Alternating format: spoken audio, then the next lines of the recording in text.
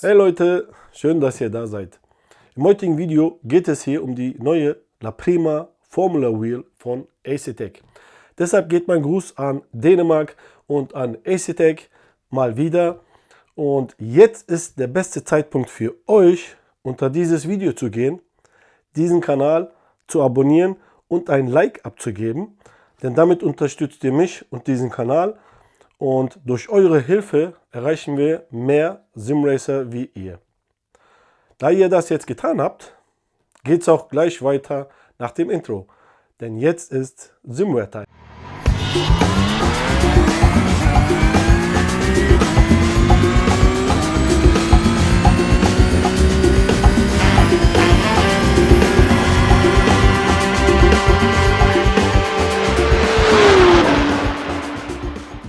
Und hier seht ihr nun das neue Wheel, das La Prima Formula Wheel von Asetek. Bevor ich aber zum Wheel selber komme, möchte ich nochmal auf das zurückkommen, was auf dem Titelbild steht. Und zwar High-End Quality Entry-Level Preis. Ich möchte kurz mal erklären, wie Asetek das macht und was ihr davon halten könnt. Ich zeige euch jetzt zwei Bilder. Ich habe leider nur dieses Lenkrad da. Die Pforte habe ich leider nicht da, sonst hätte ich so einen 1:1 Vergleich gemacht. Aber mit den Bildern geht es auch. Auf der rechten Seite seht ihr jetzt das Pforte-Lenkrad, auf der linken Seite seht ihr das La Prima Lenkrad. Ihr seht ja auf den ersten Blick, dass auf dem Pforte die Frontplatte aus Carbon ist. Das ist eine 2 mm dicke Carbonplatte. Das fehlt bei der La Prima, das hat man weggelassen, um wie gesagt Kosten zu sparen. Alles was jetzt wegfällt, dient dazu, dass das Lenkrad, dass das La Prima Lenkrad, das günstige, wirklich auch günstiger wird mit derselben Qualität. Also, wie gesagt, die Carbonplatte hat man weggelassen. Ihr seht, wenn ihr jetzt auf La Prima guckt, da fehlen jetzt auch, da wo die roten Punkte sind, zum Beispiel die 4 seitlichen Thumb-Encoder, so heißen sie, also diese Daumen-Encoder, die fehlen, die hat man weggelassen. Dann hat man noch weggelassen, oben jeweils links und rechts, diese 2 Toggle-Switches, die fehlen. Und unter diese Rev-Lights, was wir haben, sind bei der Pforte nochmal auf jeder Seite 3 LEDs, also insgesamt 6 LEDs für Flaggen. Die sind auch weggefallen. Das sind die Punkte, wie gesagt, was Kosten sparen und wo dann dieses La Prima Lenkrad auch günstiger angeboten werden kann. Wenn ihr jetzt hinschaut, der Rest ist eigentlich identisch und natürlich bei den Push-Buttons, was wir auch bei der La Prima haben, da fehlen überall auch die LEDs. Das fehlt bei der La Prima auch leider. Jetzt zeige ich euch mal ein Foto von hinten. Jetzt seht ihr, dass die Lenkräder hinten komplett identisch sind. Da hat man nichts verändert, also die Änderungen waren eher nur vorne. Da seht ihr auch, dass alles eigentlich identisch ist. Es ist das gleiche Lenkrad, man hat nur was weggelassen. So, das sollte erstmal reichen. Und diese Politik von Asetek finde ich einfach super genial. Ja? Weil, wie gesagt, ihr habt jetzt auch mit der La Prima, mit der günstigsten Variante, eine Invicta-Variante gibt es ja noch nicht, die kommt aber bald. Und da könnt ihr euch vorstellen, wenn ihr die Pforte nimmt, ne, also komplett hier bestückt, da kommt dann hier oben nochmal, also hier, irgendwie noch ein Display hin.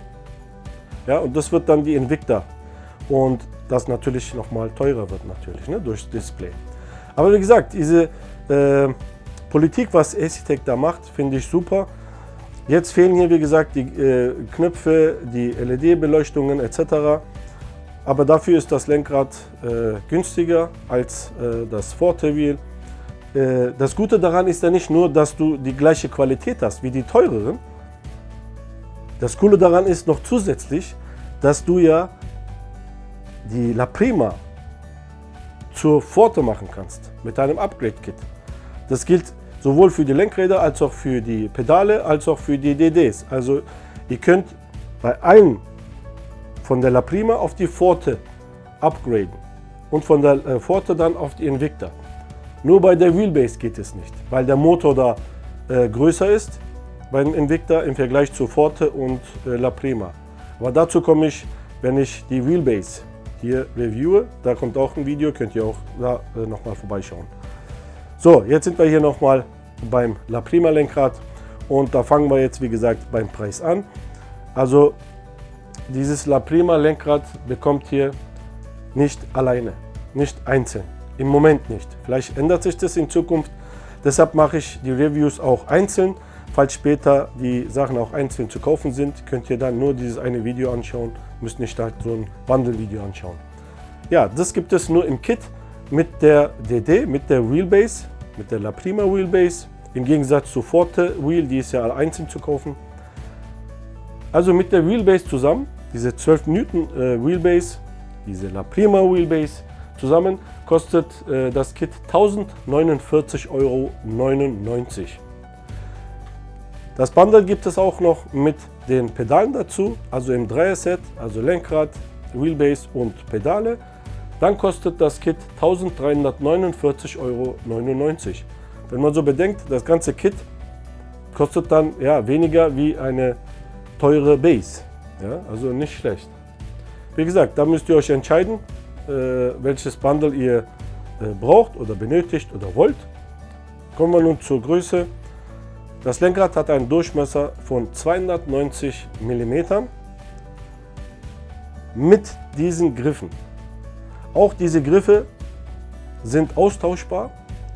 Es werden auch XL-Griffe geben, die dann größer sind, also dicker. Dann ändert sich auch der Durchmesser. Es wird größer, kommt dann von 290 mm auf 294 mm. Also dieser Durchmesser ist ja eher für Formelautos gedacht, so für GT-Autos. Ich persönlich habe immer gesagt, so Minimum 30 cm, also 300 mm sind perfekt. 29 mm, wie gesagt, geht auch. Das ist jetzt nicht so extrem, wie wenn es 27 mm wäre. Da merkt man schon dann den Unterschied. Also der Durchmesser ist eigentlich sehr gut. Das Lenkrad, ich habe es hier gewogen, wiegt 1453 Gramm. Also es sieht leichter aus, als es ist, muss ich sagen.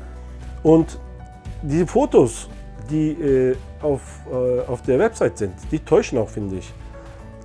Auf den Fotos sieht es eher aus wie so, ja, ich will jetzt nicht sagen, okay, eher so wie Spielzeug, ja. Aber wenn man es jetzt direkt vor sich hat, in den Händen hält, man spürt erstmal den Gewicht und man spürt wirklich die Qualität. Da spürst du sofort, dass es kein Spielzeug ist. Ja? Und es fühlt sich super an.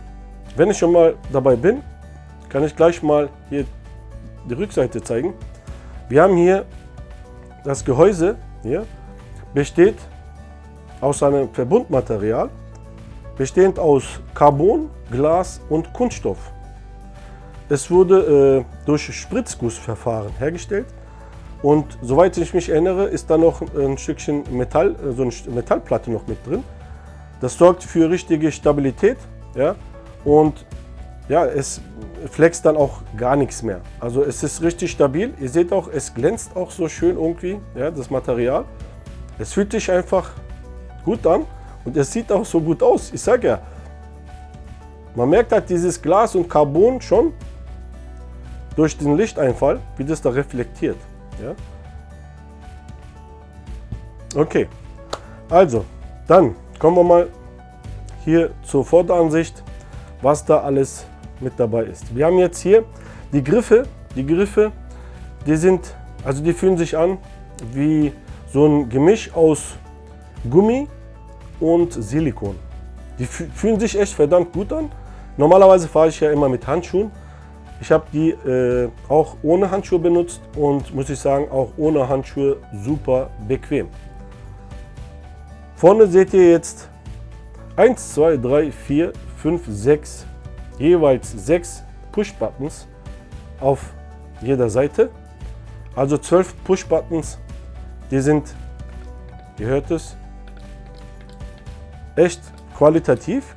Die sind gut, die fühlen sich gut an. Richtige Knackpunkt, dieser Klickpunkt ist richtig spürbar. Ja, es ist Du musst schon ein bisschen Kraft aufwenden, ja? Das ist gut, das zeigt die Qualität, wie ich finde. Die sind leider, wie gesagt, nicht beleuchtet.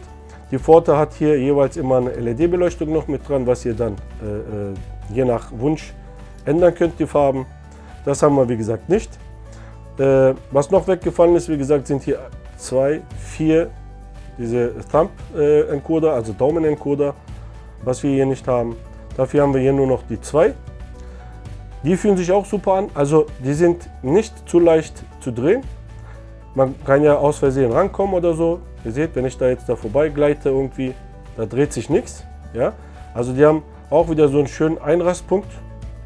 Vielleicht hört ihr das auch. Die fühlen sich auch sehr qualitativ hochwertig an.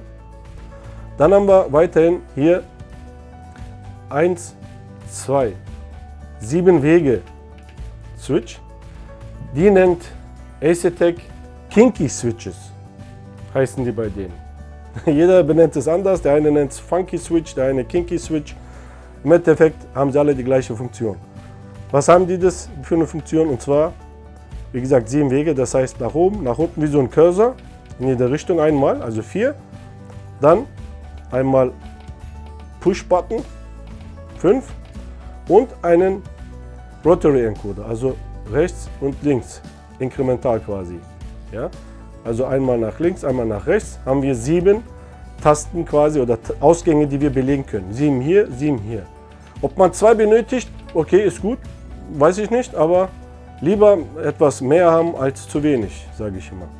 So, dann haben wir hier in der Mitte 3, auch wieder Encoder. Und zwar haben die etwas Besonderes an sich. Und zwar kann man die umschalten in der Software. Wir haben jetzt hier entweder, wenn wir wollen, einen 12-Positionen-Schalter. Das heißt, wir haben 12 Positionen mit 12 verschiedenen Ausgaben. Das heißt, man kann hier 12 Sachen belegen, nur auf einem Encoder. Ja? Also wie 12 Tasten, so gesehen. Wenn man aber ins Inkremental umändert, hat man dann ganz normal einen Rotary Encoder. Das heißt, man hat jeweils eine Richtung, eine Ausgabe. Bei jedem Rastpunkt, zum Beispiel nach rechts, ist immer dieselbe Taste, oder besser gesagt dieselbe Ausgabe wird dann betätigt, nach rechts. Nach links genau das gleiche wird die andere Ausgabe betätigt, bei jedem Rastpunkt. Ja? Also bei Inkremental habt ihr 2 Ausgaben, die ihr belegen könnt, und bei positionsbasierend 12 Positionen. Dazu kommen wir noch, zeige ich euch dann, wie das geht, wenn wir bei der Software angelangt sind. Jetzt haben wir die Knöpfe, wir haben die Rotaries, wir haben die Switches. Hier oben haben wir dann unser Rev-Light. Wir haben hier dann 15 LEDs, die wir dann auch selber, die Farben selber belegen können. Wir können auch die Art und Weise, wie schnell es hier wandert und wie es wandern soll. Also von außen nach innen, von innen nach außen, von links nach rechts, können wir alles in der Software ändern. So, das war es erstmal, was hier von vorne zu sehen ist. Jetzt gehen wir mal wieder nach hinten. Hier sehen wir jetzt, dass wir 2 Pedals haben, 2 Shifter Pedals. Die sind magnetisch und kontaktlos. Ja, kontaktlos, ihr hört es auch. Die sind echt leise. Die sind nicht so laut wie bei den anderen Magnetshiftern. Hier ist es nicht mechanisch und das hört sich ja, super sanft an.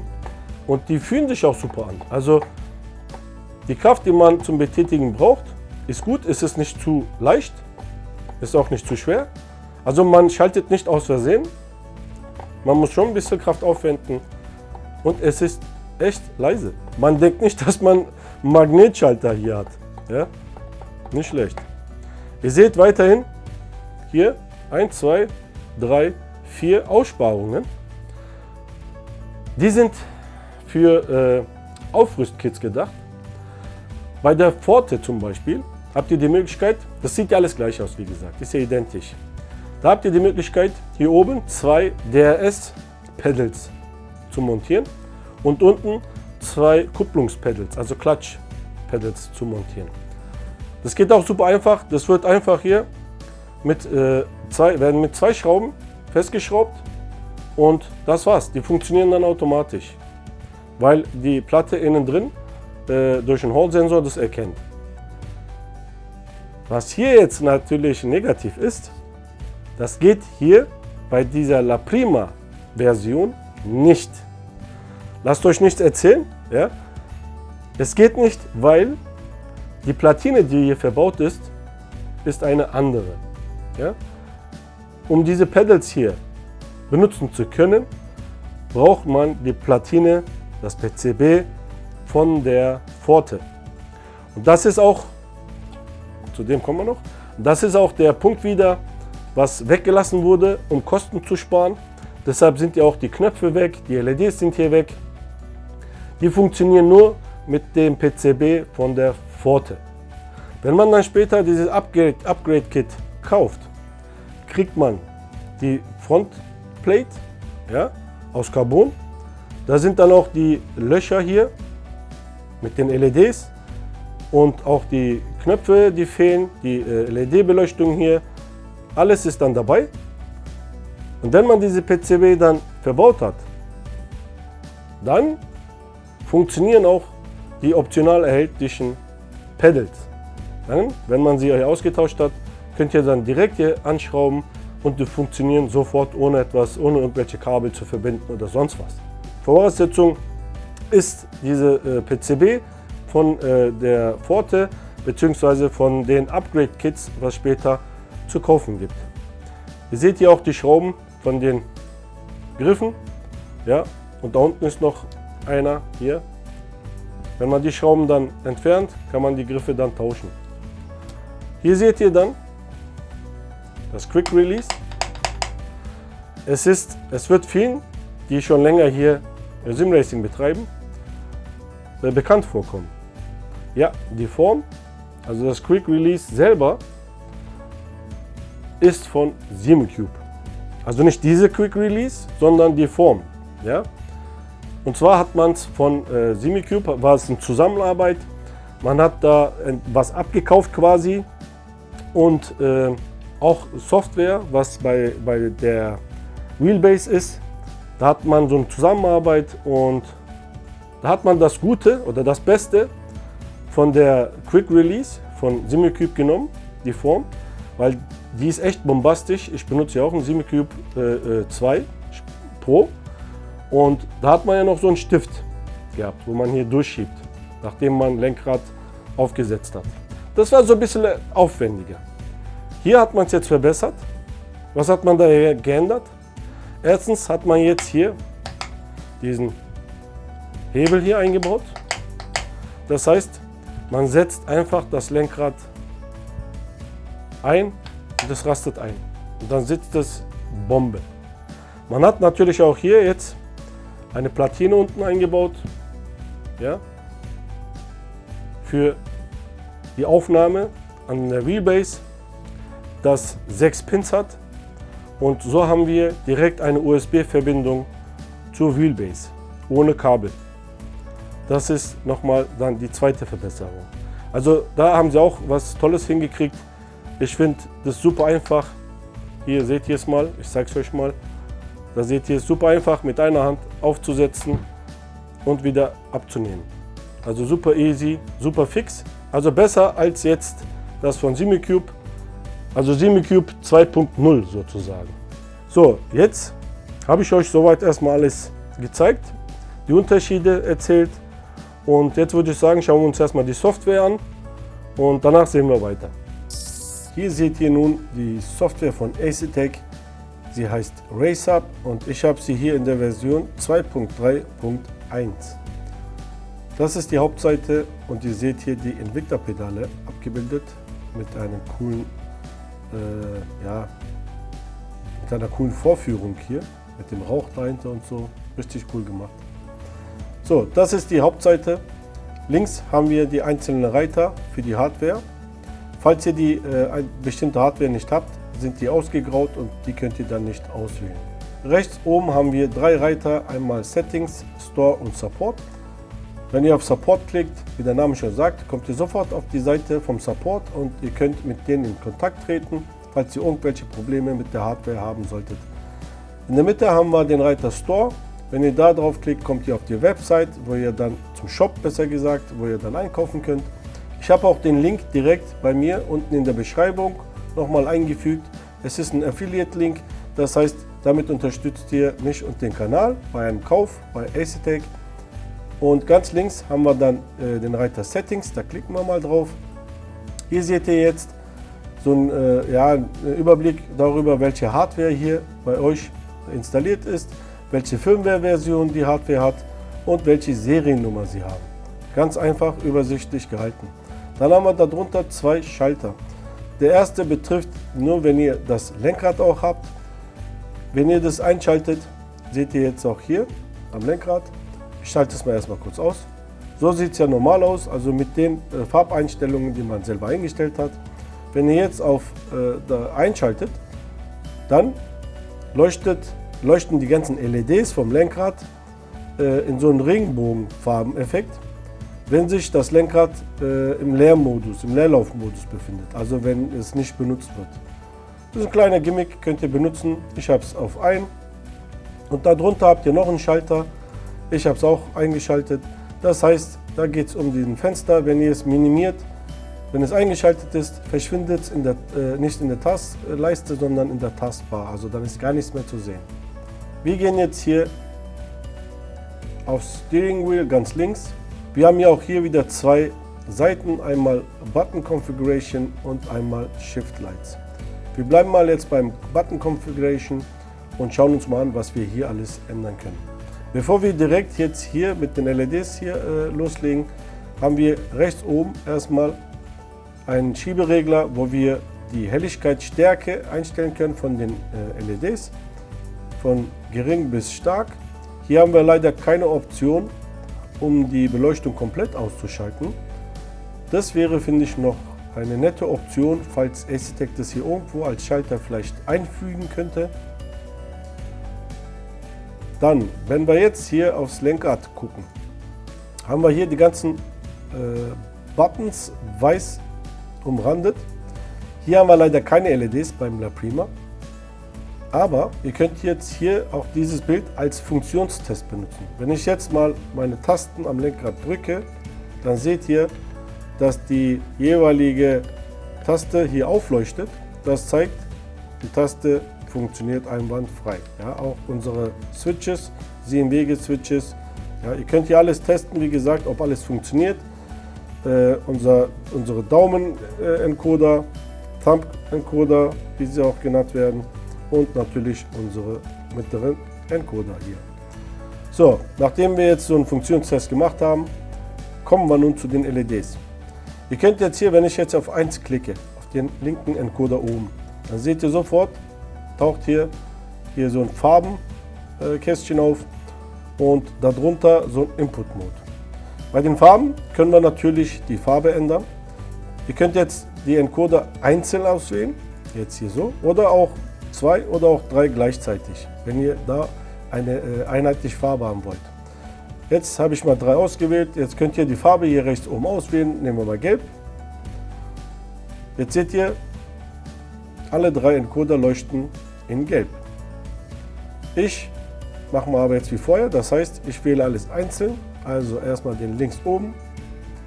Nehme ich wieder mein Pink. Dann den rechts und wähle ich mir Blau aus. Und den ganz unten nehme ich genau dieses Zwischending Lila. So, somit hätte ich jetzt die 3 Encoder, die Hintergrundbeleuchtung eingestellt. Jetzt können wir hier noch zusätzlich, habe ich euch erzählt, diese 3 Encoder können wir bestimmen, wie sie arbeiten sollen. Wir haben hier 2 Möglichkeiten. Entweder sagen wir, es soll inkremental arbeiten. Inkremental ist das, wenn ich jetzt nach rechts drehe, bei jedem Rastpunkt haben wir denselben Output-Signal. Das heißt, nach rechts drehen, bei jedem Raster ist egal, ist eine Tastenbelegung in der Simulation. Nach links drehen ist eine weitere Tastenbelegung. Das heißt, wir haben hier in diesem Fall, in diesem Modus, 2 Tasten, die wir in der Simulation belegen können. Also einmal nach rechts und einmal nach links. Bei jedem Rastpunkt wird einmal betätigt. Wenn wir jetzt aber auf Position Based gehen, ja, also auf positionsbasierend, haben wir wie bei der Uhr eine 12 Position, also 12 Uhrstellung. Ja, 12, da seht ihr jetzt ein Pfeil, das sich ändert. Jetzt habe ich auf 1 gedreht, auf 2, 3, 4, je nachdem. Wie gesagt, wie bei einer Uhr. Ja. Wir haben 12 Positionen, das heißt 12 verschiedene Eingaben oder Ausgabe, ja, vom Lenkrad. Also wie 12 Tasten, die wir belegen können in der Simulation. Das wären dann bei 3, 12, 24, ne, 36 Tasten nur hier. Okay? Wenn wir es auf Position Based lassen. Wenn wir alles auf inkremental umändern, haben wir nur 2, 4, 6. Ja, also das ist, wie gesagt, euch überlassen. Ich habe jetzt die ersten 2 auf Position gelassen und den unteren habe ich auf inkremental. Das heißt, den unteren benutze ich ganz normal. Rechts jeweils eine Taste, links eine Taste belegen. Also ganz easy, hier alles umänderbar. So, das ist jetzt als beide ausgewählt. Nein, den oberen muss ich jetzt nochmal umändern auf positionsbasierend. Okay. So, das war jetzt hier die Einstellung, die wir mit den LEDs und mit diesen 3 Encodern machen konnten. Jetzt haben wir hier rechts unten noch eine Möglichkeit, und zwar Legacy Input Mode. Es gibt anscheinend einige Simulationen oder Programme, keine Ahnung, die Lenkräder zum Beispiel mit mehr als 32 Input-Möglichkeiten, also mit mehr als 32 Tasten, nicht unterstützen. Wenn ihr da drauf klickt, poppt dann so ein Fenster auf und sagt, okay, das wird dann neu gestartet und das Lenkrad wird dann nur als 32 Input-Lenkrad ausgegeben. Ja? Aber bis jetzt hatte ich so einen Fall nicht, also daher können wir das getrost erstmal vergessen. So, das war die erste Seite, das ist das, was man hier alles machen kann. Hier unten habt ihr noch Deselect All, falls ihr halt 3 ausgewählt habt. Wenn ihr da drauf klickt, wird alles wieder abgewählt. So, das war die erste Seite. Jetzt gehen wir rüber zur zweiten, da steht jetzt Shift Lights. Und hier wird es auch ein bisschen interessant. Wir können jetzt hier links oben, haben wir einen kleinen Pfeil, wenn ihr da drauf klickt, seht ihr, haben wir 3 Möglichkeiten. Hier können wir einstellen, wie unsere Rev Lights hier reagieren sollen oder arbeiten sollen. Also die Anzeige, besser gesagt. Wenn ich jetzt zum Beispiel hier ist ausgewählt Left to Right. Ihr seht jetzt hier am Lenkrad, das geht von links nach rechts. Ja? Also wie ihr es auch normal kennt. Dann haben wir die Möglichkeit als zweites vom Center to Side, also von der Mitte ausgehend in beide Richtungen nach außen. Ja, so sieht es aus, ist auch schick. Oder die dritte Möglichkeit von Seiten in die Mitte. Ja, seht ihr auch gerade. Also ist auch schick. Wie gesagt, ich lasse es aber ganz normal von Left to Right. Und ganz rechts haben wir wieder hier einen Schieberegler, wo wir die Beleuchtungsstärke einstellen können. Auch hier wieder von wenig bis stark. Darunter haben wir jetzt wieder unsere Farbkästchen und links unsere LEDs. LED-Leiste haben wir hier. Wir können jetzt hier auswählen, wieder einzeln oder auch mehrere zusammen. Ich mache mal wieder die ersten 5 und wähle jetzt mal hier die Farbe Gelb aus. Dann habt ihr sie in Gelb. Ich ändere das jetzt aber wieder um. Also ihr könnt jetzt, wie gesagt, x-beliebige LED hier umändern nach Wunsch. Ich ändere das jetzt aber wieder um in mein Pink. In meinen Channel-Farben habe ich dann alles. Und so soll es auch bleiben. Ihr habt auch wieder so einen Deselect All-Button. Darunter haben wir jetzt hier wieder die Möglichkeit, so Kurven einzustellen.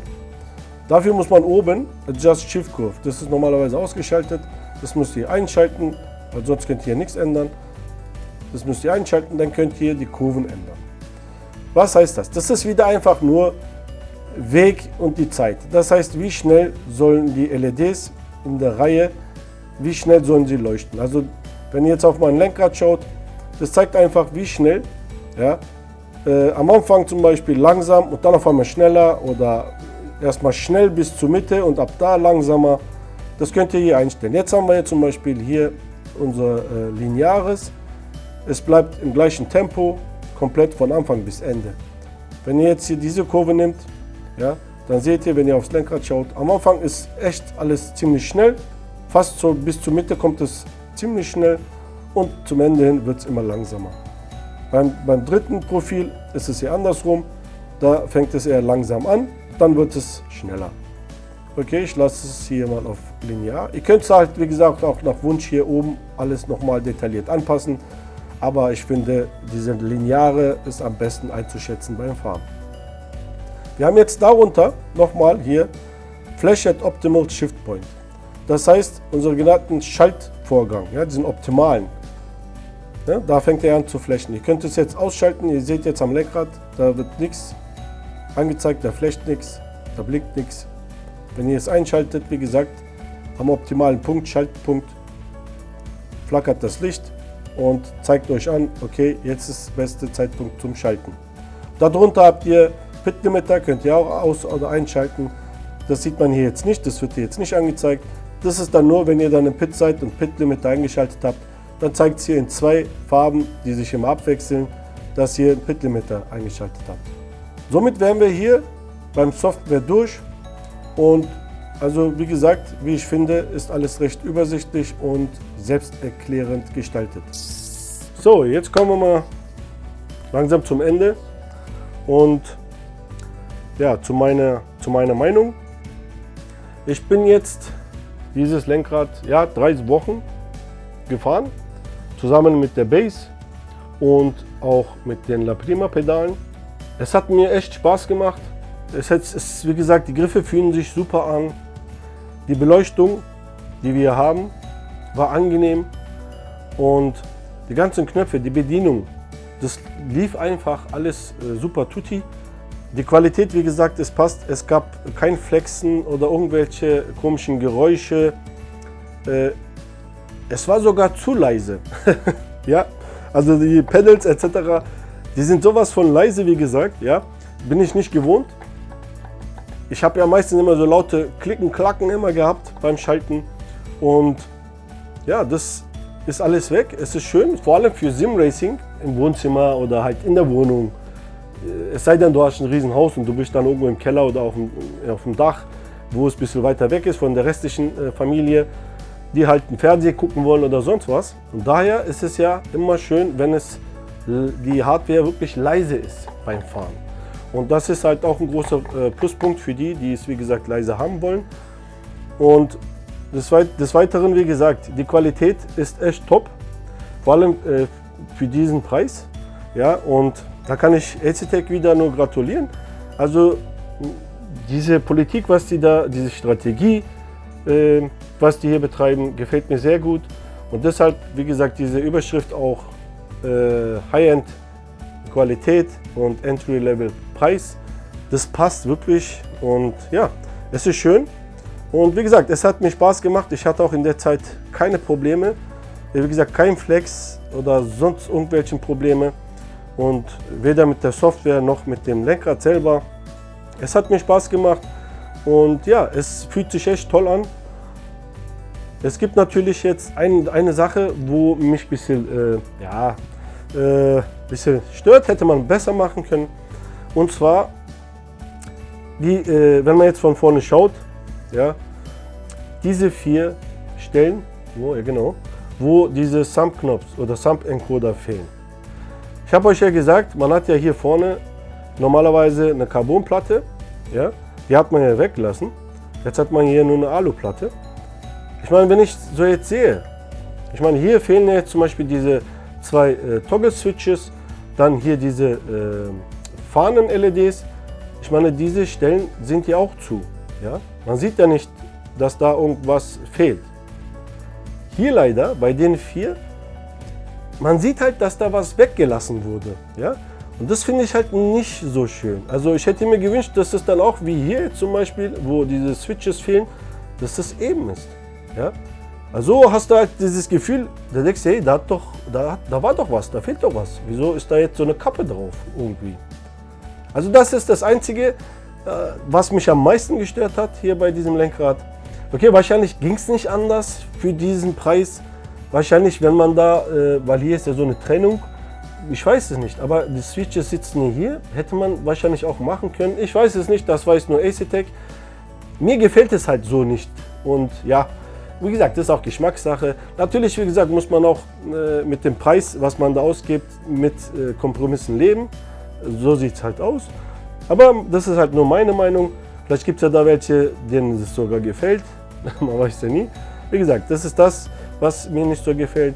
Und ja, die Farben halt. Die Farben, diese Orange, das ist halt irgendwie zu viel. Man hat ja auch hier zum Beispiel dieses La Prima, auch Acetec Logo drauf.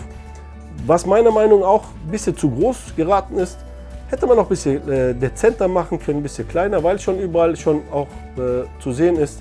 Vielleicht hätte hier das gereicht, ja? Und hier vielleicht nur La Prima, ein bisschen kleiner. Das sind dann irgendwie zu viel auf einmal, finde ich. Aber wie gesagt, das ist alles Meckern auf hohem Niveau und das beeinflusst halt die Funktionsweise und die Qualität vom Lenkrad nicht. Ja, also wie gesagt, das Lenkrad hat mir super gefallen, gefällt mir immer noch. Und ja, und die Tatsache, dass die Qualität super ist, wie die teureren Lenkräder und dass das auch updatebar ist später, das alles spielt natürlich in die Karten von der La Prima Serie. Und ja, ich kann dieses Lenkrad auf jeden Fall empfehlen. Wie ich es jetzt auch vor bei einem anderen Video gemacht habe, beim La Prima. Bei den La Prima Versionen kriegen sogar 2 Daumen hoch von mir. Wegen dem Update. Wegen der Update-Möglichkeit, ja, und der Qualität. So, das soll es dann auch von mir gewesen sein. Ich kann euch nur noch mal bitten, diesen Kanal zu abonnieren, falls ihr es noch nicht gemacht habt. Gebt doch bitte diesem Video einen Daumen hoch. Das ist wirklich sehr wichtig, weil dadurch können wir dann mehr Simracer wie ihr erreichen, was auch sehr wichtig ist. Und zum ersten Mal habe ich hier einen Affiliate-Link unten reingesetzt. Das ist nicht, weil ich von euch oder an euch Geld verdienen möchte. Das liegt daran, weil ich nicht so viele Abonnenten habe und Acetec wollte, dass ich das mache. Sie wollen sehen, wie viele von euch über diesen Link, über mein Video zu Acetec geht und dort was kauft. Das ist quasi so, sie wollen halt gucken, ob sie mir weitere Hardware schicken wollen oder nicht. Also, falls ihr mich unterstützen wollt, klickt auf das Affiliate-Link. Wenn ihr was kaufen wollt, kauft es über diesen Link. Euch kostet es nichts extra und von dem Geld, wenn ich von denen mal was bekomme, ich weiß nicht mal, wie viel das ist, ich habe nicht darüber geredet, wenn da was kommt, will ich später irgendwas damit kaufen und das dann hier in so einer Live-Sendung machen und an euch dann verlosen. Also ran an den Link. Okay, dann würde ich sagen, das war's für heute und hoffentlich sehen wir uns im nächsten Video. Also, macht's gut, bis zum nächsten Video. Ersin, out.